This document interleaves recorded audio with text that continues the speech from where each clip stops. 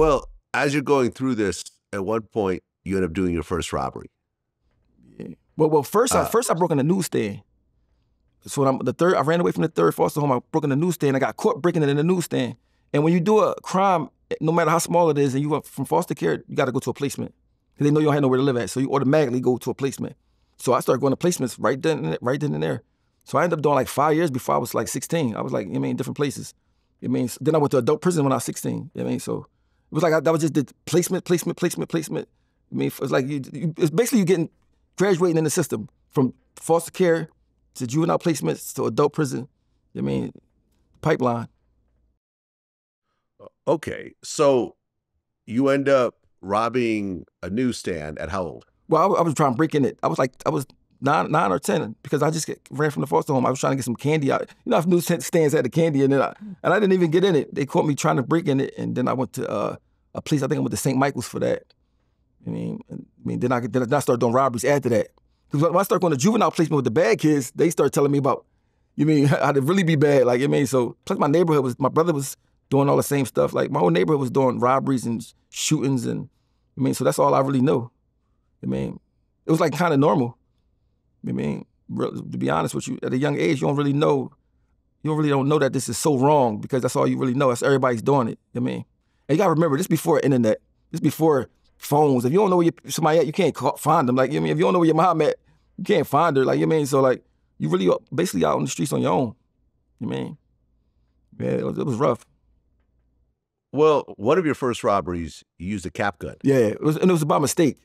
I had a cap gun. My grandma locked me out the house, so I was crying sitting on the steps like she wouldn't let me in, and I had this cap gun in my hand. I was walking down the street, and some older man saw me with the cap gun and thought it was real. I was like, "Wait, son, wait, don't do nothing. Don't." So he had 2 bags of groceries in his hand, and I remember running through the groceries, and I took his ring, and I ended up selling the ring later on for I think $400 or something. And after that, I was hooked on robberies. I could. It's so crazy how $400 made my whole world seem different. I felt like everything's okay now. Just $400, I felt like everything was okay. That's how you're in poverty for real. So. How many total robberies do you think you did in terms of actual armed robberies? Probably 40. 40? Yeah, probably 50, 40, yeah. Wow. Robberies was my thing. It was like, how some people go to work. What I would do, I just do robberies and then I spend the money because I know I'm going to do another one. It wasn't like I was doing real that was my job, for a while. And I never got caught for and I never got caught for none.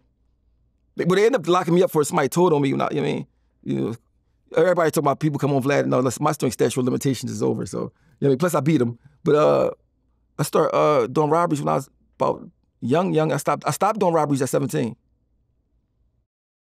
Okay, well, robberies don't always go as planned. Yeah, but when you broke, you don't care about none of that.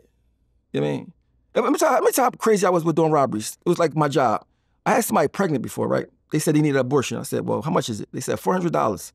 I went right around the corner, robbed the store, and got the $400. That was like my job. It was that's by myself. I used to just do it. So that was how I got money for a while. That was basically how I got money. It was fast. You ain't got to be standing on the corner. So that's what I used to do. But then I got locked up for it as 16. They charged me as an adult. And the time they was trying to give me, I said, oh my God, I gotta stop doing that. So that's what ended my robbery career. Well, right, because we talked about you actually robbing an old man, but you started robbing sneaker stores. Sneaker stores, markets, everything. Whatever I seen that looked like it was sweet. I was doing it. It's so crazy because I think back on the time and I'm like, I could have died. I could have did so much stuff not knowing my worth. Because the stores, some robberies you might get $100, but if you get caught, you're gonna do 10, 20 years. But you're not even thinking like that. You're just so lost that you don't even understand your worth. Okay, so in terms of how much you were getting back then, the minimum was what, $100? Yeah, minimum probably about $100. And what was the most you ever got? Well, as far as just a gun robbery in the store, probably like $5,000, nothing super crazy. But I did end up getting a ring one time. I got a ring one time, and it ended up being worth like $15,000. Probably more than that. They told me it was worth $15,000, so it probably was worth way more than that. So 16 years old, you finally go to adult prison. Yeah. And I mean, how is that even legal for a 16-year-old to be around a bunch of adults? well, what happens? This what happened, but this is how they did it back then. They take you to this place called Youth Study Center, and it's 125 kids. Whoever's the oldest out of the 125 kids, when somebody new come, they go to the house of correction, adult prison. So I was 16. I was older than 125 kids that were certified as adults. They sent me to the house of correction in 1995, and they keep you on a block separated from the adults, right? Mind you, my sister worked there. My dad's daughter worked there. So they keep you separated from the adults. They try to anyway, but I ended up getting stabbed by an adult in my stomach. So I could have sued the jail. They gave me an option. They said, you could either sue the jail or you could get your GED. Because they wasn't letting juveniles take their GED back then. And I said, can I take my GED and let me get out my cell more than, because we was doing 23 hours a day locked in. So I said, can I come out my cell more than 1 hour a day? So I worked out a deal where I can come out my cell at night and clean the block and take my GED. Not knowing I could have sued for money, but I said, man, I just want to get out this. When you're 16, you got energy. You want to be out that cell as much as possible. So I ended up taking my GED, got the second highest score on the whole state road out of all the inmates that took it. So I made a plan. When I got out of prison, I was going to try to change my life. If I beat the robberies, I had 5 robberies I was fighting. I had a public defender, and I beat all 5 of them, man. It took 13 months, but I beat all 5. It was crazy. I beat all 5 robberies, man. It was one robbery, right? It was a guy. He said, came on his truck and I shot his dog. I'm like, and I remember doing it, right?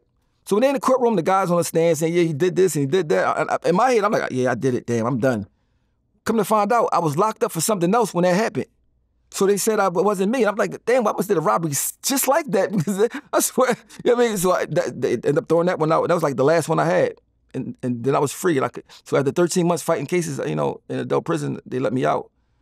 And I was like, man, I gotta find something that I can do that's not illegal. You know what I mean? So